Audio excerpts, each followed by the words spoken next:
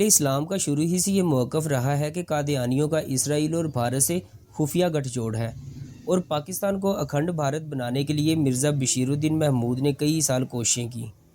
1951 میں پاکستان کو ختم کرنے کے منصوبے بنائے۔ 1965 کی جنگ میں جب پورے ملک میں سرکاری حکم پر بلیک آؤٹ کیا جاتا تھا تو ملکی قانون کی خلاف ورزی کرتے ہوئے چناب نگر یعنی ربوہ میں بلیک آؤٹ نہیں کیا جاتا تھا۔ سرگودا اور کھاریاں وغیرہ کی خفیہ نشاندہی کے لیے کیے گئے بعض اشارات بھی پکڑے گئے۔ ڈاکٹر عبدالسلام قادیانی نے پاکستان کا ایٹمی پلان، اس کے نقشے اور ایٹم بم کا نمونہ امریکہ کو بھیج دیا، جس پر اس کو نوبل انعام بھی ملا تھا۔ ظفر اللہ قادیانی نے پاکستان کو تباہ کرنے میں کوئی کسر نہیں چھوڑی۔ 1971 میں مشرقی پاکستان کو ہندوستان کے حوالے کرنے کے لیے ایم احمد قادیانی نے پلان تیار کیا اور اس کا منصوبہ کامیاب ہوا اور مشرقی پاکستان میں 90,000 پاکستانی افواج کو ہتھیار ڈالنا پڑے۔ مشرقی پاکستان بنگلہ دیش بنا اور ہندوستان میں مسلمانوں کا قتل عام شروع ہو گیا۔ موجودہ حالات میں جس طرح پوری دنیا مسلمانوں کو ختم کرنے کے در پہ ہے، ان حالات سے فائدہ اٹھا کر ہندوستان نے پاکستان کو دھمکیاں دینی شروع کر دیں اور جنگ کی تیاری کر کے پاکستان پر حملہ آور ہونے کا ارادہ کر لیا۔ اس وقت میں قادیانیوں کے ایک سرکردہ لیڈر اور پاکستان فضائیہ کے سابق سربراہ ظفر چودھری نے ہندوستان کی حمایت شروع کر دی اور لاہور میں ایک تقریب میں واضح طور پر کہہ دیا کہ پاکستان نے سری نگر اور اس کی پارلیمنٹ پر حملہ کر دیا ہے۔ اس بیان کا مقصد دنیا کو پاکستان کے خلاف حملہ کرنے کے لیے تیار کرنا تھا۔ اس بنا پر ہم حکومت پر واضح کر دینا چاہتے ہیں کہ قادیانیوں کی سرگرمیوں پر کڑی نگاہ رکھی جائے تاکہ پھر مشرقی پاکستان کی تحریک نہ دہرائی جائے اور کہیں قادیانی موجودہ حالات سے فائدہ اٹھا کر اسرائیل اور ہندوستان کی امداد نہ کریں اور مشرقی پاکستان جیسے حالات پیدا کر کے پاکستان کے لیے مزید مشکل حالات پیدا نہ کریں۔ ظفر چودھری کا بیان خطرے کی گھنٹی تھی اور اس کی ہر شخص کو مذمت کرنی چاہیے تھی۔ پاکستان کے وکلاء قابل تحسین ہے کہ انہوں نے ظفر چودھری کے اس بیان کی پرزور مذمت کی۔ اس وقت پاکستانی حکومت کو چاہیے تھا کہ وہ قادیانی کارندوں پر سخت نظر رکھتے تاکہ وہ پاکستان کو کوئی نقصان نہ پہنچا سکیں۔ اب بھی وقت ہے، اگر اس وقت بھی ہماری آنکھیں نہ کھلیں تو پھر ملک کا خدا ہی حافظ ہے۔ جب سے پاکستان میں قادیانیوں کو حکومتی سطح پر غیر مسلم اور خارج از امت محمدیہ قرار دیا گیا ہے، قادیانی امت میں کوحرام مچ گیا اور ہر کس و ناقص کے آگے چیخو پکار اور واویلا کیا جا رہا ہے کہ دیکھو جنرل ضیاء الحق مرحوم کی حکومت نے قادیانیوں کو باوجود کلمہ طیبہ پڑھنے کے غیر مسلم قرار دے دیا ہے، اور پھر اپنی مظلومیت کی دہائی دیتے ہوئے اقوام عالم کے تمام دروازے کھٹکھٹاتے اور اپنے سیاسی آقاؤں سے فریاد کی کہ وہ حکومت پاکستان پر دباؤ ڈالیں کہ وہ ہمیں مسلمان سمجھے اور اسلامی حقوق عطا کرے، لیکن ان کی اب تک کی ساری تگ و دو بے سود اور تمام مساعی رائے گاں چلی گئی۔ حقیقت تو یہ ہے کہ ان کا یہ سارا شور و غل لا حاصل ہے، اس لیے کہ حکومت پاکستان کا یہ فیصلہ دراصل قادیانیوں کے اپنے موقف اور فتاویٰ کا طبعی رد عمل ہے۔ جب قادیانیوں نے مرزا غلام احمد قادیانی کو نبی بنایا اور نبی منوانے کے لیے روپے کو پانی کی طرح بہایا، ہزاروں کتابیں اور رسالے شائع کیے گئے، مباحثے اور مناظرے کیے گئے اور جوش و خطابت میں اشتعال انگیز فتوے جاری کیے، اکابرین اسلام کو برا کہا، ان کے عقائد و اعمال کا مذاق اڑایا اور قادیانی امت کے ایک ایک فرد پر یہ فرض عائد ہوا کہ وہ مسلمانوں کو غیر مسلم اور خارج از اسلام سمجھیں۔ تو ناظرین سمجھ سکتے ہیں کہ ان اشتعال انگیزیوں کا مسلمانوں کی طرف سے کیا جواب دیا جا سکتا تھا۔ حقیقت تو یہ ہے کہ ان کا یہ سارا شور و غل لا حاصل ہے، اس لیے کہ حکومت پاکستان کا یہ فیصلہ دراصل قادیانیوں کے اپنے موقف و فتاویٰ کا طبعی رد عمل ہے۔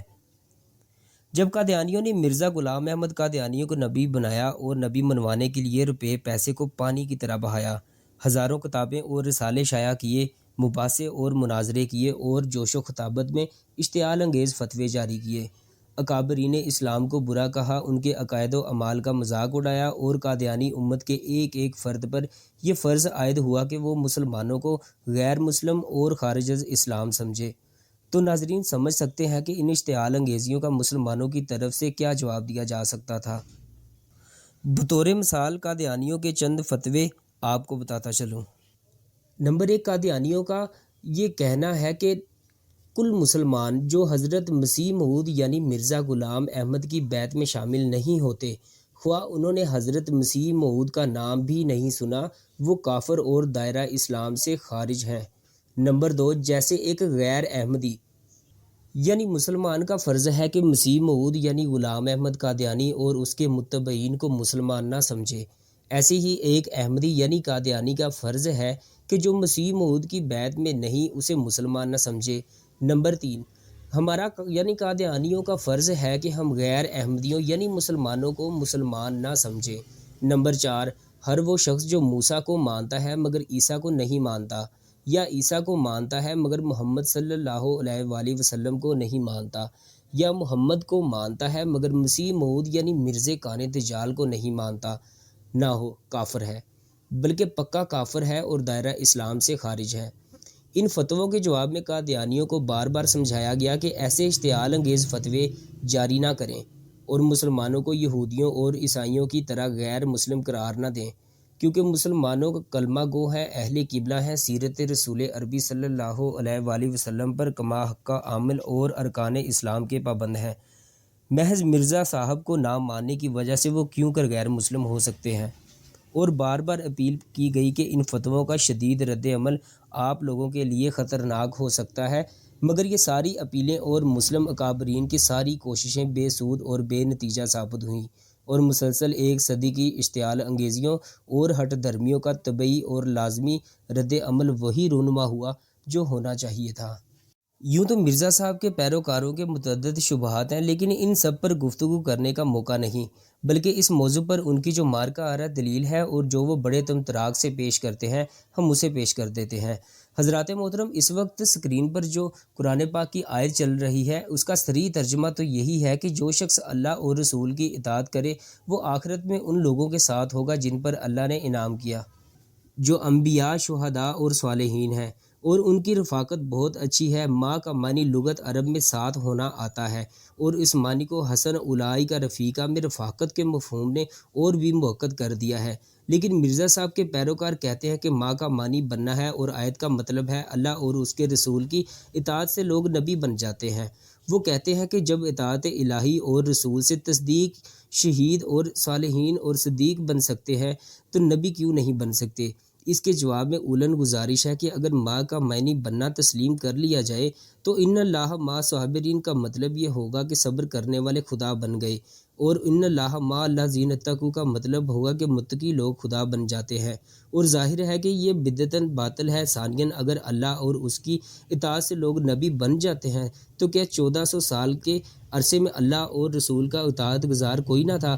یہ کیا سبب ہے کہ اس عرصے میں صدیق، شہید اور صالحین تو آتے رہے، نبی کوئی نہیں آیا؟ ثالثاً، اگر اطاعت رسول سے نبوت ملتی ہو تو ان لوگوں کو نبی ہونا چاہیے تھا جو اطاعت میں سب سے کامل تھے، جنہوں نے نگاہ رسالت سے تربیت پائی، جن کے سامنے قرآن اترا، جن کو اپنی زندگی میں رضی اللہ تعالی عنہم کے ذریعے اعمال کی مقبولیت کی سند مل گئی۔ اور جب ایسے کامل حضرات اطاعت سے نبی نہ بن سکے تو وہ شخص کیسے نبی بن سکتا ہے جس کے نہ ایمان کی ضمانت ہے نہ اعمال کی گارنٹی، جس کو دست کی بیماری لگی اور لیٹرین میں مرا؟